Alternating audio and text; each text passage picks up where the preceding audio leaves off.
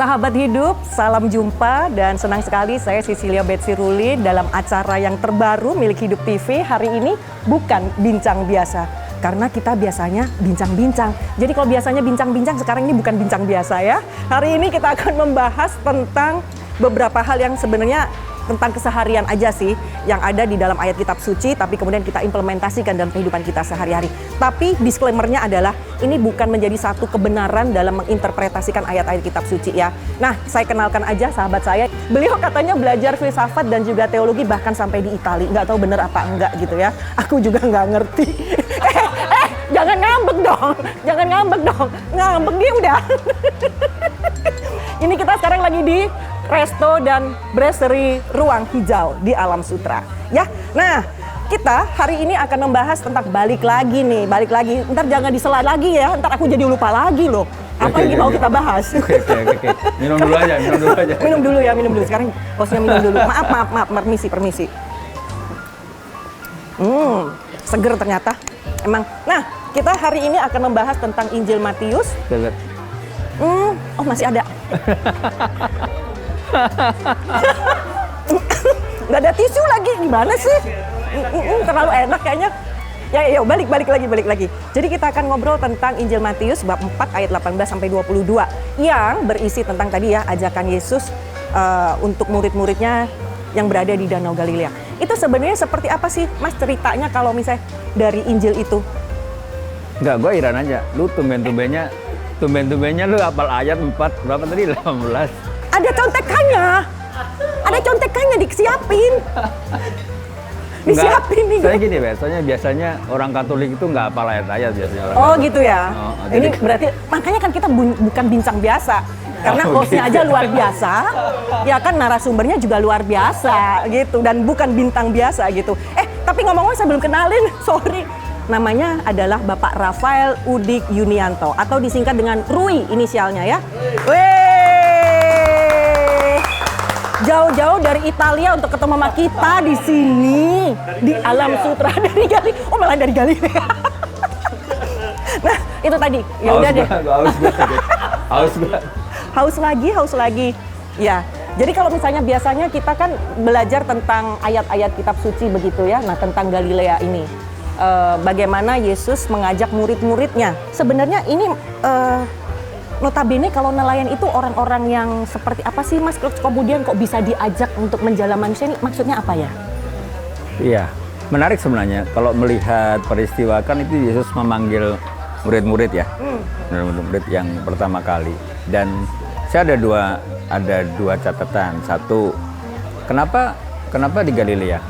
Ya. Kenapa? Karena Galilea itu kan pada waktu itu kan Galilea bukan semacam wilayah yang terkenal, bukan wilayah sebagai pusat peradaban atau apa pusat gitu? pemerintahan, pusat kekuasaan. Itu kan kayak di periferi gitu kan, di urban lah ya. Ya, kalau di Jakarta pinggiran berarti suburb gitu ya? Ya kayak di sini lah ya, kayak di sini lah ya. Ya, kayak di Kampung lah. Kita sudah sama-sama orang kampung. Oh, iya. Namanya aja Udik. Aku bisa ketawa ngakak. Kan namanya aja Rafael Udik Yunianto, coba. Berarti sama orang kampung ya? Kita orang Galilea berarti. Tapi justru ketika kita di Udik itu ya. Kita di kampung itu, kemudian justru Yesus datang ke sana. Ini yang menarik ya. Kendati mungkin kita sambil ketawa, tapi itu dalam loh sebenarnya Bet ya. Karena apa? Karena justru Yesus datang ke tempat-tempat yang bukan menjadi pusat pemerintahan, pusat kekuasaan, datang ke Galilea. Ya, maka ada ayat lain yang mengatakan bahwa apa sih yang baik datang dari Galilea, ya kan? Itu yang pertama. Yang kedua adalah Yesus datang kepada para nelayan, ya kan? Artinya orang-orang yang sederhana ya, orang-orang yang biasa, ya kan? Nggak datang kepada orang-orang yang barangkali kalau sekarang itu bertitel ya, titelnya banyak gitu kan. Ya orang-orang yang barangkali tidak berpendidikan. Kemudian sederhana. Yang Udik tadi ya? Lu jangan ulang-ulang dong, Maaf. Oke. Maaf. Oke. Nah, minum lagi. udah nggak haus gue. Ngambeknya. Kira-kira begitu. Jadi yang menarik ya itu dua dulu deh. Itu aja. Ya kan pertanyaan lu itu kan. Ya udah deh, selesai kita berarti. Selesai ya. Loh, tapi oke. Mau lanjut lagi nggak? Itu aja. Oh, itu aja. Kan mengapa nelayan dan mengapa dari Galilea ya. Dan kalau mungkin diambil lebih jauh lagi kan, Yesus memberitakan Injilnya itu memang kemudian kepada orang-orang yang sederhana. Ya mungkin di sini menjadi semacam simbolis atau kiasan bahwa karena ajaran Yesus sendiri kan sangat sederhana, ya, yang kemudian menjadi sulit ketika dicerna oleh orang-orang yang sulit. Nih ya, mesti hati-hati nih. Ini mesti hati-hati nih. Lo mulai pusing ya? Gue langsung loading sebenarnya. Kayaknya ini di sekarang lo lihat nih, misalnya sulit dicerna oleh orang-orang yang sulit. Iya. Misalnya nih contoh Yesus bilang, cintailah sesamamu manusia seperti dirimu sendiri. Kan very simple. Kamu nggak ingin disakiti, jangan nyakitin. Oke, kalau nggak mau dicubit, jangan nyubit. Oke. Kan very simple. Sama seperti kalau misalnya itu tentang kalau misalnya ditampar pipi kiri, berikanlah pipi kanan. Iya, very clear. Ya, very clear, sangat jelas. Ya, tapi kemudian menjadi sulit dilakukan. Dan seringkali ketika itu masuk ke dalam ranah analisis dan seterusnya lalu menjadi sulit. Padahal sebenarnya ajaran Yesus sangat sederhana dan bisa dilakukan oleh orang sederhana. Nah, kalau tadi sulit dicerna oleh orang-orang yang sulit, ini sederhana oleh orang-orang yang sederhana. Ya. Terus? Saya nggak tahu lu masuk golongan yang mana. Makanya ini mulai loading nih kayaknya. Udah mulai keringetan nih kayaknya nih. Mulai keringetan nih. Kayaknya gue ikut yang mana ya. Terus kalau begitu dalam implementasi kita sehari-hari itu seperti apa sih Mas? Aku masih belum terlalu paham tentang artinya menjala manusia. Nah, begitu. Ya, lu kesehariannya ngapain sih? Lu kesehariannya? Keseharian lu ngapain? Kerja. Apa contohnya? Di rumah ngapain? Kerja. Oh, kalau di lu rumah. Lu ngepel nggak? Enggak lah. Hah? Nyuci piring? Nyuci piring? Enggak lah. Lu seharian ngapain jadi dia? Bangun tidur, ngurusin suami, ngurusin istri. Istri, ngurusin suami. Gimana sih? Ngurusin suami, ngurusin anak gitu kan. Terus habis itu kerja, berangkat ke kantor sama-sama, habis nganterin si kecil ke sekolah. Nyiapin sarapan. Oh, nyiapin sarapan ada sendiri dong. Jangan kayak orang susah. Oh gitu. Kalau orang sulit mungkin boleh ya, tapi kalau orang susah jangan. Ya lu kemudian ke kantor. Okay. Iya dong. Kantor pulang. Ke kantor sehari. Pulang ngapain lagi? Pulang tinggal makan, mandi, tidur. Oke. Jadi kalian kan begini, kan biasanya kalau kita masuk dalam kehidupan sehari-hari, sebenarnya kan semua itu ada menjadi makna kalau kita memberikan satu value, nilai. Ya. Misalnya lu nyiapin sarapan, ya kan? Kalau itu menjadi rutin, kan kemudian lu nyiapin sarapan apapun itu kan kemudian kita nggak bisa ngambil makna kan. Padahal sebenarnya ketika kita kasih nilai di dalamnya bahwa gua melakukan ini oleh karena saya keseharian cinta kepada anak-anak, ya kan? Fungsi saya sebagai istri, cinta saya kepada suami, kepada keluarga. Ya. Ketika kita memasukkan satu nilai dalam keseharian, tiba-tiba itu menjadi berubah. Menjadi lebih berarti. Ya kan? Nah, artinya ketika kita memasukkan sebuah nilai dalam keseharian kita, maka keseharian kita itu menjadi berarti. Oh, jadi ini salah satu pesan ya buat ibu-ibu, kaum ibu mesti diingetin bahwa gimana pun juga sibuknya mesti harus nyiapin sarapan buat suami, sarapan buat anak gitu ya. Jangan kayak saya. Tapi harus ada kesadaran dong, ada nilai di dalamnya. Nilainya adalah, oh nih, saya lakukan dengan kesadaran bahwa ini adalah... Dan dengan penuh cinta. Nah, jangan jadi rutin. Lah, terus kalau misalnya nggak rutin tadi gimana maksudnya? Kalau rutin kan kemudian lu dari 1A ke B ke C ke D itu udah jalan gitu aja. Oh, ya kan? Jadi kayak robot aja kayak ya? Robot aja. Kayak robot aja nanti balik gitu, lagi, nggak boleh. Balik lagi, besok balik lagi. Tiba-tiba udah tua kita. Emang sekarang sudah tua ya? Udah mulai tua. Jadi, tapi kalau misalnya sekarang balik lagi Mas, kalau untuk kita yang pekerja nih ya, yang wanita pekerja, itu kan sebenarnya juga menjadi salah satu kalau ada pepatah, kerja adalah ibadah. Nah, harus amanah gitu kan. Nah, itu kan juga bisa sebenarnya Mas. Itu bisa menjadi salah satu hal yang kita ambil insight-nya gitu kan. Itu kembali ke pertanyaan tadi yang belum ku jawab kan. Oh tadi belum dijawab tadi? Lu lupa sama pertanyaan. Aduh, lama sekali. Jadi kan lu bilang penjala manusia kan? Ya. Nah sebenarnya gini, menjala manusia itu gimana sih?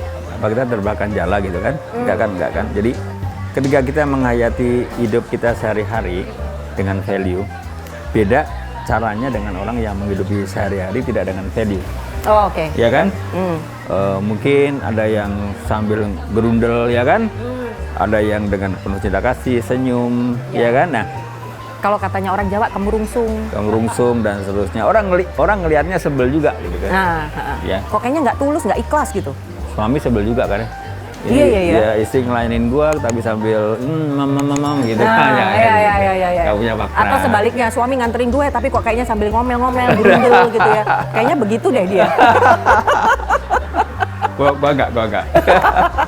Nah, lalu ketika kita di dalam hidup sehari-hari kita memberikan nilai, lalu itu tampak di dalam perilaku kan, tampak dalam perilaku kita, attitude kita, mungkin perkataan kita, tampak dalam wajah kita. Nah, ketika orang lain ngelihat, gila ya si Betsy itu udah tiap hari capek, sibuk, tapi masih tetap tenang, luar biasa, senyum. Terima kasih loh, terima kasih. Masih senyum, masih. Aduh, puji Tuhan, terima kasih. Apapun ya. Nah, orang ngelihatnya, keren banget nih. Lalu orang tertarik. Menginspirasi ya. Inspirasi. Dia akan nanya, apa ya rahasianya Betsy itu? Oke. Ya kan?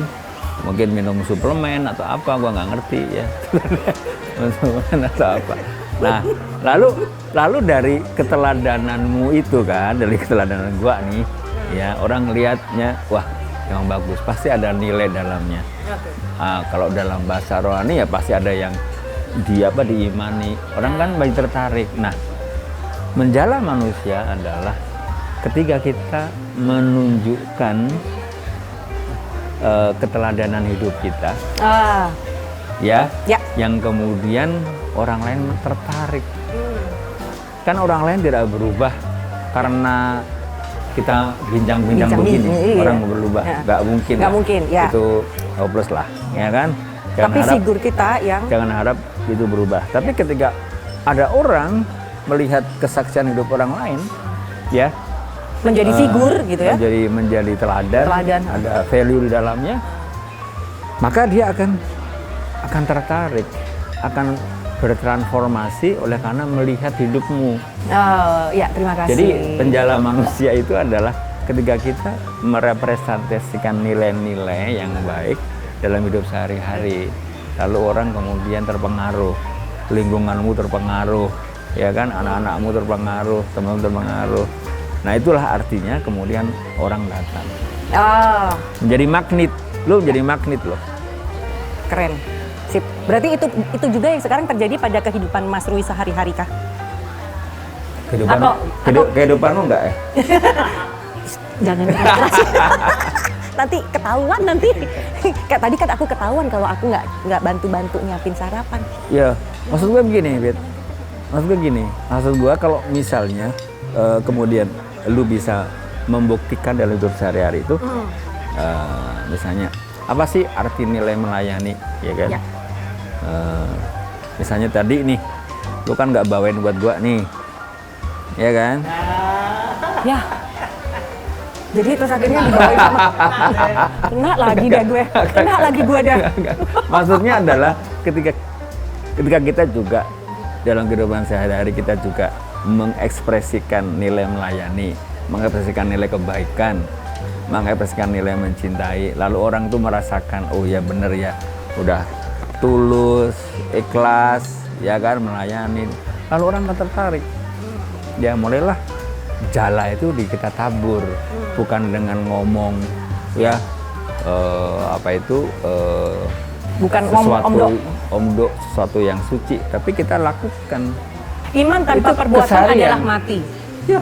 Nah, jadi kita mesti harus berbuat. Harus konkret kesehariannya. Diimplementasikan dalam hidup kita sehari-hari. Itu adalah salah satu insight yang sudah disampaikan dalam episode pertama ini. Luar biasa ya, langsung diingetin sama Dada. Sudah Enak sekali, ini ginger summer dari ini. Dari itu tadi, dari ruang hijau cafe, enak banget. Jadi sebenarnya kalau ginger summer ini sepintas kalau bahasa Indonesianya jadi campuran antara jeruk sama jahe. Ya. Sama jahe. Nih ya, ada beberapa kepingan jeruknya. Enak banget gitu ya di sekitarnya, terus kemudian ada gula-gula. Katanya sempat pada saat itu ada murid yang ketika diajak sama Tuhan Yesus ternyata dia bilang bahwa dia akan pamit dulu sama orang tuanya, lihat ke belakang gitu. Nah itu tapi sama Tuhan Yesus dibilang tidak boleh lihat ke belakang lagi. Itu sebenarnya kalau diimplementasikan kita ke seharian itu apa? Kan kita memang tetap harus cinta sama orang tua dong.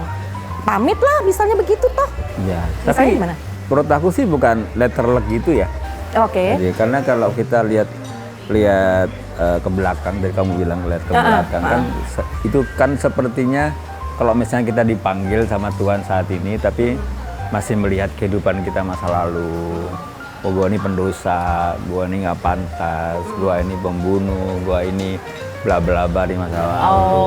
Kan kita yang perlu kita lihat kan ke depannya, masa depan, bukan ke belakangnya gitu. Begitu. Nah, terus kalau disampaikan kepada sahabat hidup nih, Mas Rui, sebenarnya kalau dari yang tadi kita bahas, kita diskusikan bersama-sama, lebih kepada memang kita itu harus bisa menjadi figur, begitu ya, profil yang menginspirasi satu sama lain, mungkin dengan kegiatan, mungkin dengan kehidupan sehari-hari, plus itu tadi nggak boleh ngelihat ke belakang. Kalau disingkatkan lagi, pesan apa yang ingin disampaikan ketika kita ini menjalankan hidup kita sehari-hari dengan Injil yang kita ambil tadi tuh dari Injil Matius? Kan lu ngambil perikop mengenai keseharian tuh ya. Iya. Ya kan, keseharian. Maka sama juga, artinya begini. Artinya Tuhan itu hadir dalam keseharian kita. Ya. Kalau Yesus kemudian hadir di Galilea, Yesus hadir pada saat para murid nelayan mencari makan, ya kan? Seperti artinya bahwa Tuhan pun hadir dalam keseharian kita ketika kita mencari nafkah kita sehari-hari. Jadi bukan kayak seperti misalnya peristiwa Saulus jadi Paulus ya. Yesus menampakkan diri, mungkin itu 1001 ya. Nah, bagaimana kita orang biasa, orang awam ini menemukan Tuhan? Itu ya seperti yang Tuhan tunjukkan, ya. Dia hadir dan memanggil kita dalam kehidupan sehari-hari kita. Ketika kita susah, harus bayar utang, harus nyicil motor gitu kan. Itu tetap Tuhan hadir. Jangan kemudian, lo kenapa sih? Gua nyinggung lu atau gimana maksudnya? Ini memang menceritakan tentang beban hidupnya dia. Gue gak punya motor loh. Mobil, cicilan rumah. Nah, artinya apa? Ya dalam pergulatan kita yang sehari-hari itu Tuhan hadir dan kita mesti menemukan itu. Jangan kemudian mengharapkan sesuatu mukjizat yang luar biasa, tiba-tiba Yesus muncul, Bunda Maria muncul gitu. Ya itu mungkin terjadi oleh karena kehendaknya. Tapi kalau kita ya ikutin keseharian dan kita, karena sabda itu hadir tiap hari. Cuma kita harus buka mata nih. Buka mata itu sini, Mas, bukan sini. Buka telinga. Gua biasa tindik soalnya. Buka mata. Iya. Okay. Nah, seperti sekarang hujan kan? Hujan kan? Kalau kita hujan, dengar suara hujan, kita dingin di kafe ini, ada ginger summer, kita duduk di sini. Kan ini kan semuanya rahmat. Bukan sebuah kebetulan. Istimewa sekali ya. Iya. Tuhan hadir di sini. Luar biasa. Ini apa, Mbak? Apa ini namanya? Banana karamel. Favoritnya di sini ya. Ini favoritnya di sini ya, Neng? Oh, jadi ada ginger summer, ada kemudian banana karamel. Oke, puji Tuhan. Nah, kembali Betty. Diingetin lagi. Kembali ke tadi keseharian dan the present moment seperti ini kan. Tiba-tiba ada banana karamel. Satu rahmat Tuhan yang luar biasa. Ya. Ya. Jangan lupa bayar maksudnya. Ya, tapi kan bukan lu yang bayar. Oh, siapa yang bayar? Lu yang bayar. Saudara.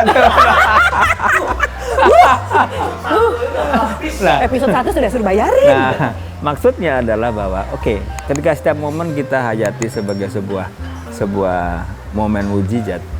Ini semua mujizat. Ya. Kafe yang bagus, Ya. hujan gerimis, mendung yang luar biasa. Ada ini semuanya. Ini kan ketika kita membuka mata, membuka telinga, ini mujizat, ini rahmat. Ini cinta kasih Tuhan pada kita. Betul. Jadi tidak ada sesuatu yang kebetulan karena semuanya Tuhan sudah atur Ntar dan gua buka dulu soalnya masih ketutup. aku masih auranya masih gelap kayaknya ya. Gelap ya kayaknya Lo ya. belum bisa ngeliat kan? Kalau gua udah bisa ngeliat nih. Gua udah bisa nikmatin ya. Mana dinikmatin belum? Belum, akan. Kalau gitu sekarang kita nikmatin ya sama-sama ya. Mohon maaf. Mari. Tuh kan? Enak nih ya kayaknya. Maaf ya. Tuh. Mana? Panas tapi. Kepanasan. Di ini dulu, ditiup dulu. Sebul sih.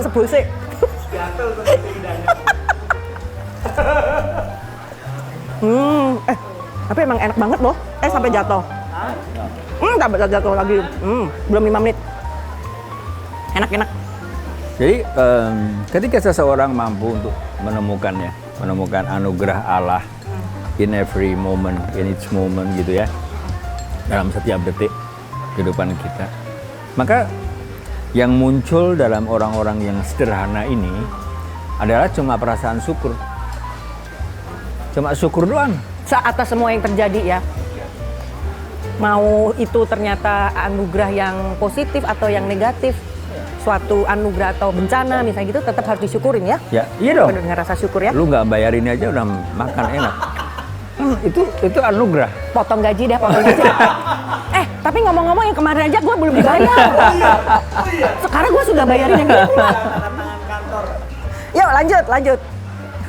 Ya, maka berbahagialah orang-orang yang kemudian selalu sadar bisa menangkap sabda Tuhan dalam kehidupan kita sehari-hari. Ya, dan kehidupan kita sehari-hari itu ternyata juga tidak semuanya menyenangkan. Iya, Ya kan? betul. Jadi untuk mungkin ya men-summarize itu ya. Itu memang dari ayat Yesus datang dalam kehidupan keseharian para nelayan itu, Yesus datang pada keseharian kita. Tinggal kita mampu untuk menyadari, membuka mata, membuka telinga untuk melihat anugerah itu. Ya. Itu sih intinya. Ya, jadi Tuhan tidak di mana-mana, ada di sini dalam keseharian kita, dan kita bisa menemukan dan merasakan. Oke, ya. Puas ya. Dipuas-puasin deh ya, karena waktunya juga sudah terbatas. Jadi udah nggak boleh lagi nambah-nambah katanya gitu. Kalau nambah minum sama nambah makanan boleh. Boleh. Tapi kalau nambah jam tayang nggak boleh karena sudah waktunya kita ya. Jadi terima kasih Mas Rui yang sudah hadir bersama dengan kita di episode yang pertama loh. Jadi kalau misalnya untuk teman-teman sahabat hidup yang ingin menyaksikan episode-episode yang lain, ya kan yang penasaran sebenarnya apalagi yang mau kita bahas untuk kita bisa aplikasikan, implementasikan dalam kehidupan kita sehari-hari, tetap tonton Bukan Bincang Biasa karena kita biasanya sudah bincang-bincang. Terima kasih Oppo. Jangan lupa like. Oh iya. Itu jangan lupa. Jangan lupa like and subscribe. Bener? Komen, like, komen, dan subscribe. Subrek. Jadi like, komen, subscribe, and share. Hidup TV. Besok gua jadi hostnya deh. Gantian ya. Oke, terima kasih. Saya Bye-bye. Cecilia Betsy Ruli Makasih. pamit. Sampai ketemu lagi. Tuhan berkati.